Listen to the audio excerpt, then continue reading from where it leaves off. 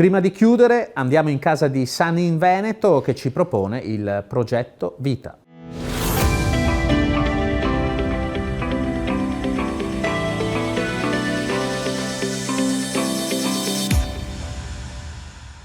Eventi imprevisti e drammatici entrano a volte nelle nostre vite e nella nostra famiglia, senza lasciarci alternative. Gravi infortuni o malattie improvvise e fortemente debilitanti possono rendere noi o un nostro familiare non più autosufficienti. Questa consapevolezza ha spinto il Fondo Sani in Veneto ad inserire nelle proprie prestazioni una nuova tutela. Una nuova tutela voluta proprio per garantire ai propri iscritti ed aderenti un aiuto determinante in caso la loro vita dovesse drasticamente mutare.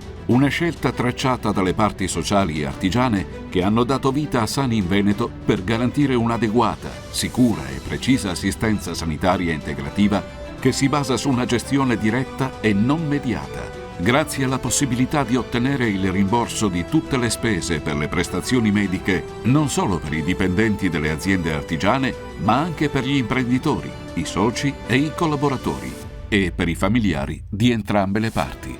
Sani in Veneto e le sue declinazioni Sani in Famiglia e Sani in Azienda nascono per rispondere ai principi solidali anche in situazioni di straordinarietà, come quella in questo caso, che vede la possibilità di una non autosufficienza.